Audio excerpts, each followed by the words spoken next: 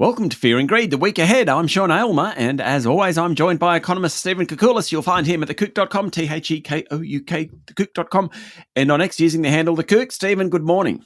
And a very good morning, and what a fabulous weekend it was with that horse race, and we're getting close to narrowing down who's going to win that Melbourne Cup in a couple of weeks. So we're getting there. Haven't quite worked it out. I'll certainly let you know, though. Please do. Please do. Now, Stephen, if you decided to give up your career as an economist, I reckon you'd be able to find a job, because there seems to be thousands of them out there. Well, that was the thing from last week's data, and I think everybody was blown out of the water with the employment creation, more than 60,000 jobs again. And that's, we often get volatile monthly numbers in the jobs market, but in the last 6 months, so you've got, not just a one-off wonder, we've got 6 months where we've had over 250,000 jobs added to the workforce in Australia. So in a sense, people will say, all the immigrants coming into the economy. And I confess, I was part of this concern too, that there'd be such an inflow of people into the economy that we couldn't employ them all and have implications for, the unemployment rate and the like. But it seems them or me, if and when I lose my job as an economist, I'll find something to do. And that employment creation was stunning, in a word. And it actually filtered through too into a tick lower in the unemployment rate to 4.1%. So they were genuinely strong and surprisingly strong numbers too. I said it last week in the show, the winner out of the jobs numbers was sort of the Reserve Bank in many ways, because all of a sudden people were thinking, maybe they're quite sensible not cutting rates.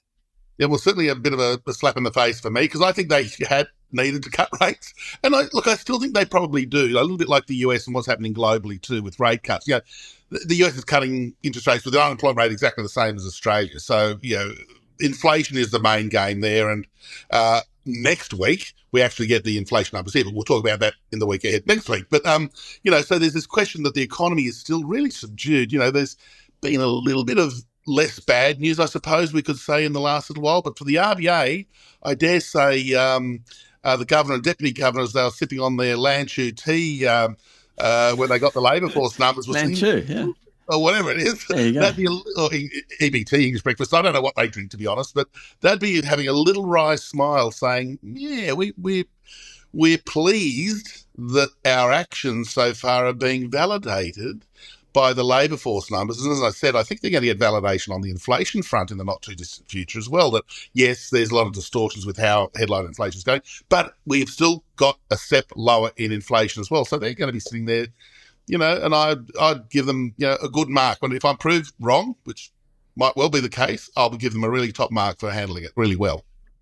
Why do you think the Deputy Governor, who I like to call Doogie, but of course his name is Andrew Hauser, why do you think Doogie will say this week, because he's fronting the press, he's an English gentleman, very well spoken and sometimes outspoken. So it'll be interesting to see what he comes up with this time. Yeah, former Bank of England official, so he's terrific. And he's very entertaining and hugely knowledgeable too. So he's always provocative, and he's the one who says, don't be so critical of the RBA. And he might do a little bit of gloating on the back of the labour numbers from last week. But look, he's got a chance, as we saw from Sarah Hunter, the assistant governor, or the chief economist of the RBA, who spoke last week about inflation expectations and the like.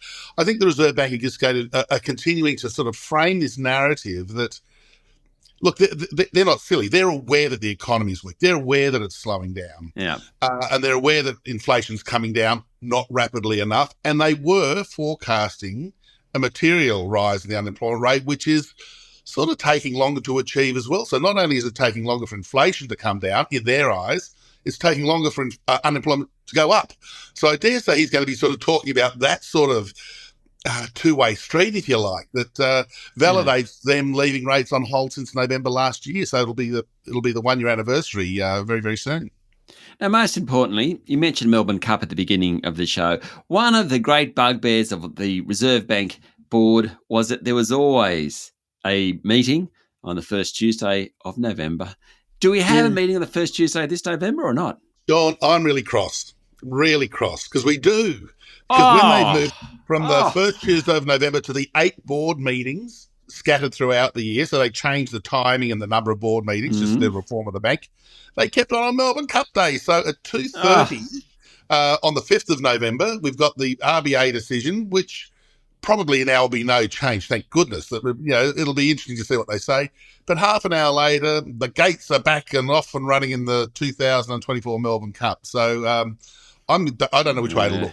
I'll be a busy man. No. That's a couple of weeks' time. I do know where you'll be looking, Stephen, and it's not Martin Place. I'm sorry. It'll be down the Flemington Straight. So we'll work on that form over the next few days. Indeed, Stephen. Enjoy your week. Thank you, mate. That was economist Stephen Koukoulas, better known as The Kook. You can find him at thekook.com and follow him on X using the handle The Kook. I'm Sean Aylmer, and this is Fear and Greed, the week ahead.